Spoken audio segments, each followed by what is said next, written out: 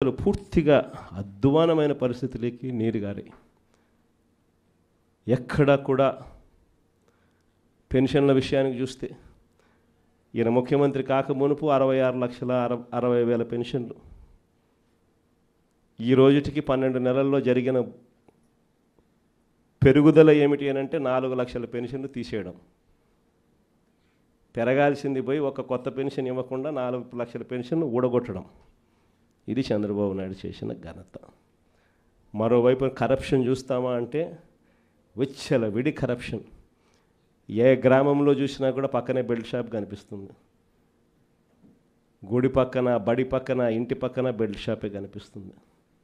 ఏ belt షాప్లో చూసినా కూడా షాపుల కన్నా 20 రూపాయలు, 15 రూపాయలు బాటిల్కి ఎక్కువ రేటుకి అమ్ముతూ ఉన్న పరిస్థితి మన కళ్ళ ముందునే కనిపిస్తుంది.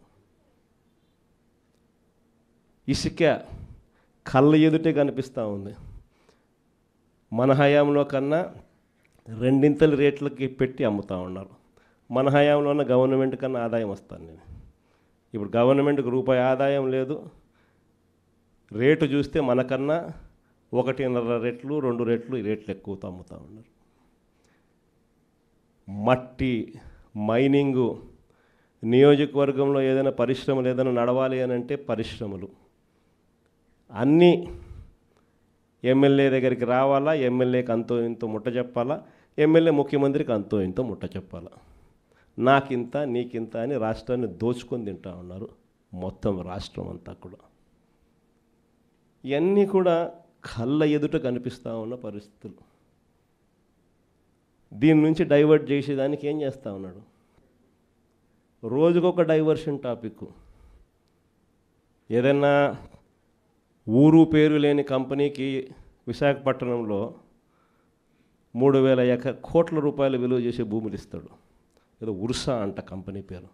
ఇంద్రనైనా ఈ ఉర్సా అని చెప్పి చూస్తే ఊరు లేదు, పేరు లేదు. వారు కట్టే కరెంటు బిల్లు ఏంది అని అంటే కన్నా వాళ్ళు కట్టే కరెంటు బిల్లు ఒక ఇంట్లో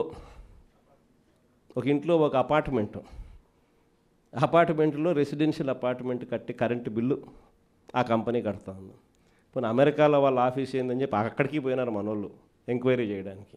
ఆడ చూస్తే ఆడ ఒక చిన్న ఇండ్లు. ఊరు పేరు లేని ఈ కంపెనీకి 3,000 కోట్లు విలువ చేసే భూమి 99 పైసలు కంట.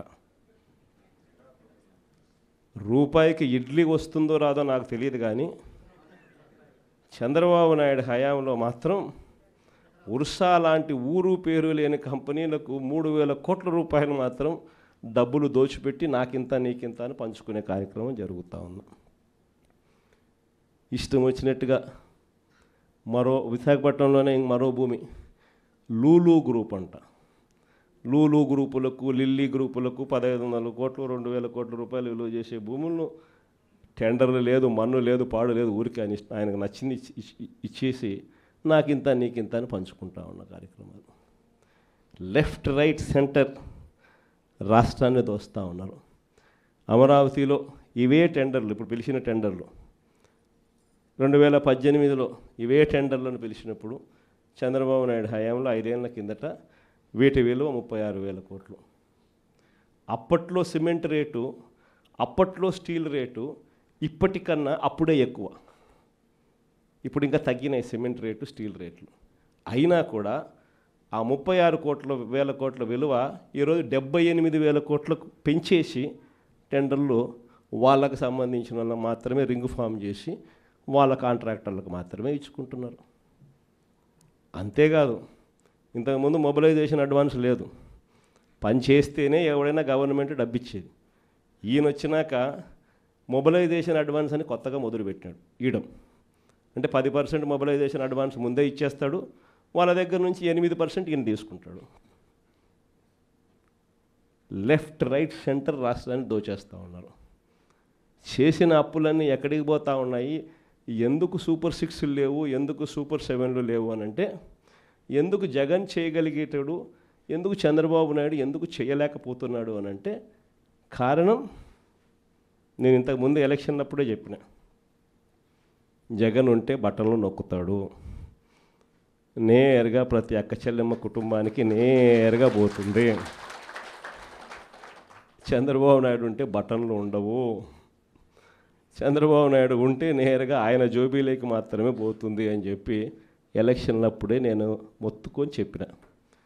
నేను చెప్పిన ఆ రోజు చంద్రబాబు నాయుడు నమ్మడము అని అంటే చంద్రముఖిని నిద్ర లేపడమే అని చెప్పిన.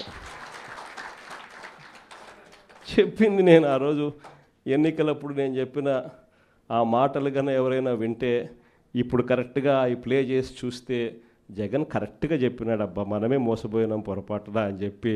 ఈరోజు ప్రతి ఇంట్లో కూడా ఖచ్చితంగా చర్చ జరగాల్సిందే.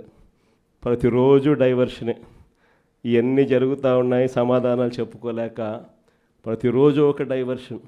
ఓ రోజు లడ్డు అంటాడు, ఇంకో రోజు బోట్ అంటాడు, మరో రోజు ఏమన్నా ఐపీఎస్ ఆఫీసర్ అధికారిని అరెస్ట్ అంటాడు. కరెంటు బిల్లులు షాక్ కొట్టే విధంగా అప్పుడే పెరిగిపోతున్నాయి అని చెప్పి మళ్ళీ ఆ టాపిక్ నుంచి డైవర్ట్ చేసేందుకు ఇంకొకటి ఆయన చేసిన లిక్కర్ స్కాములు మనం ఇంకొకటి మీద లిక్కర్ స్కాములు రుద్ది ఇంకొక లిక్కర్ స్కామ్ అరెస్ట్ అని చెప్తాడు. ఇట్లా ప్రతిరోజు చూస్తే ఏదో ఒక సెన్సేషన్ క్రియేట్ చేయడం, ఆ సెన్సేషన్ నుంచి టాపిక్లు డైవర్ట్ చేయడం. ఇంతకుముందు రోమన్ రాజులు చేసేవాళ్ళు, ప్రజల్లో వ్యతిరేకత, రోమన్ రాజుల మీద వ్యతిరేకత ఎక్కువగా వస్తూ ఉండేది అని చెప్పి అప్పట్లో వాళ్ళంతా గ్లాడియేటర్స్ అని ఒక గేమ్స్ నిర్వహించేవాళ్ళు. దాంట్లో మనుషులను పెట్టేవాళ్ళు, మనుషుల చేతిలో కత్తులు పెట్టేవాళ్ళు, పొడుచుకొని సావండరా నాయన అని చెప్పి వాళ్ళు జంతువులకు అన్ని దాంట్లో పెట్టేవాళ్ళు. ఆ జంతువులతో వీళ్ళు యుద్ధం చేయడము, వీళ్ళు సావడము, అవి సావడము, లేకపోతే వీళ్ళు పొడుచుకోవడము, అది వీళ్ళు సావడము వాళ్ళు సావడము చేసేది. ప్రజలందరూ దాన్ని చూసేది. Topic divert. లేదా రాజెట్ట పరిపాలన చేస్తూ ఉన్నాడు, దాంట్లో రేట్లు ఎట్లున్నాయి, ప్రతిరోజు ఒక డైవర్షన్ టాపిక్, ప్రతిరోజు ఒక డ్రామా. ఇలాంటి పరిస్థితుల మధ్య రాష్ట్రం జరుగుతూ ఉంది. ఇలాంటి పరిస్థితుల్లో రాబోయే రోజుల్లో అందరికీ కూడా నేను ఒకటి చెప్తా ఉన్నా, ఇంత మంచి చేసిన మనకే